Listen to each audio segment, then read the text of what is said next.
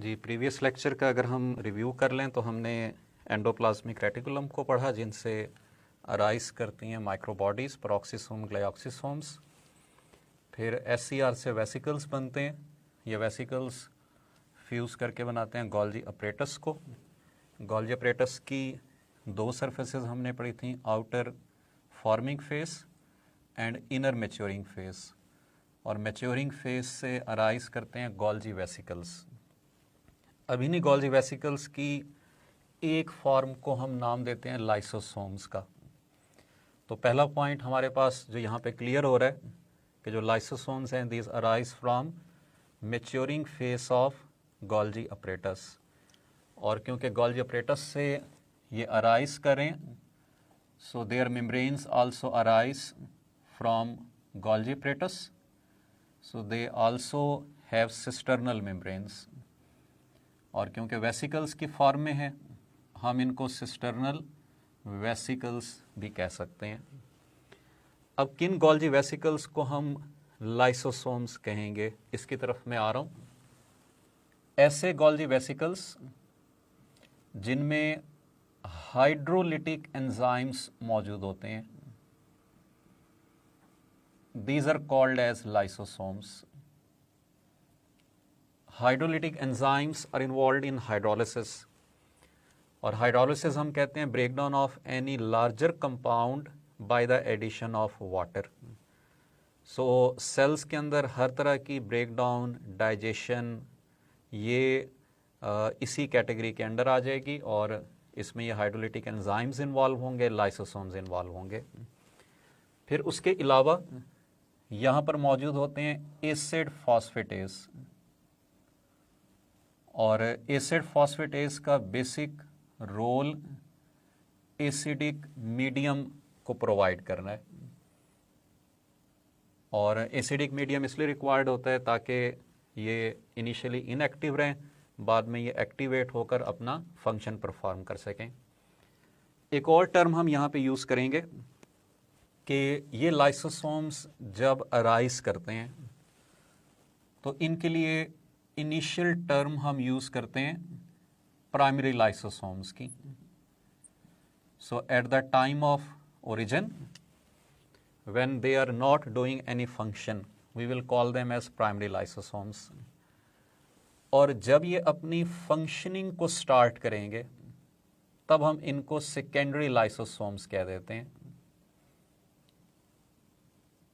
तो जो lysosome functions perform कर रहे होंगे, these will be called as secondary lysosomes. तो यहाँ पे हम सेकेंडरी लाइसोसोम की डिफरेंट फॉर्म्स को भी डिस्कस करेंगे और लाइसोसोम के फंक्शंस को भी देखेंगे कि ये क्या क्या फंक्शंस परफॉर्म करते हैं। सो ये हमारे पास सेल मौजूद है। Any foreign substance that gains entry into the cell, जैसे कोई फूड पार्टिकल है अमीबा के अंदर, तो सेल इसको एनगल्फ करके बनाएगा फूड वैक्यूल। इस फूड वैक्यूल के साथ अटैच होगा प्राइमरी लाइसोसोम और इसकी डाइजेशन करवाएगा अपने एंजाइम्स के थ्रू। अब ये जो कंबाइंड फॉर्म है that contains food vacuole and primary lysosome, इसके लिए हम टर्म यूज़ करते हैं डाइजेस्टिव वैक्यूल की।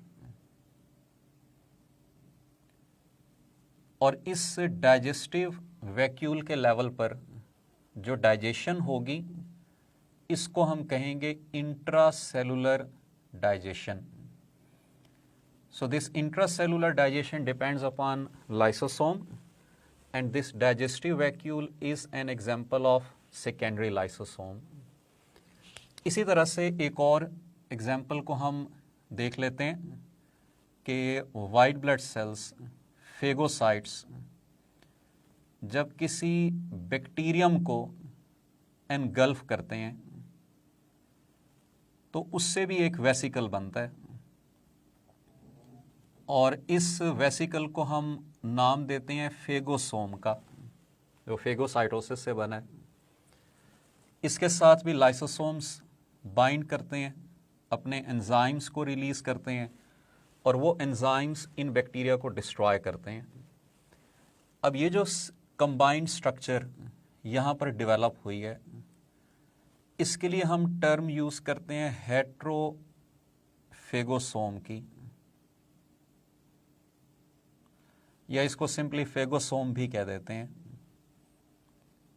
एंड दिस फेगोसोम और heterophagosome is also an example of secondary lysosome.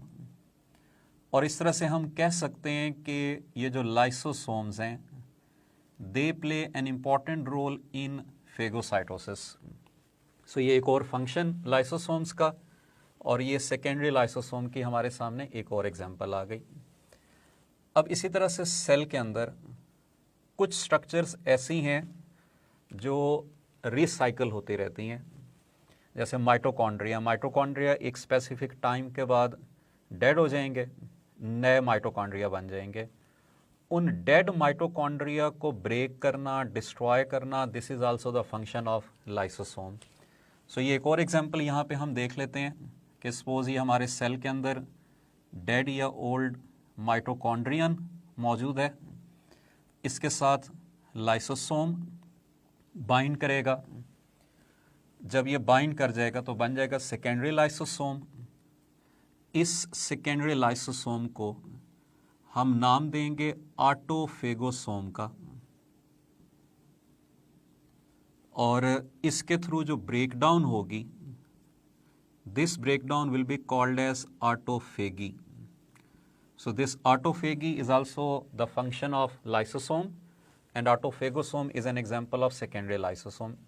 इसी तरह से कुछ केसेस में लाइसोसोम के एंजाइम्स सेल से बाहर रिलीज होकर डाइजेशन करवाते हैं, और इस डाइजेशन को जो सेल से बाहर हो रही है, इसको हम नाम देते हैं एक्स्ट्रा सेलुलर डाइजेशन का। सो ये तमाम फंक्शंस हैं जो हम लाइसोसोम से रिलेट करते हैं, extra cellular digestion, autophagy, phagocytosis, intracellular digestion.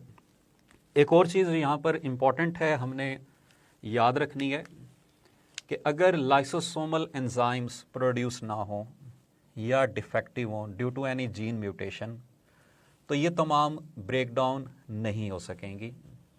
और इस ब्रेकडाउन ना होने का मतलब है कि ये लार्जर सब्सटेंसेस सेल के अंदर एक्स्ट्रा अमाउंट में एक्यूमुलेट हो जाएंगे, स्टोर हो जाएंगे।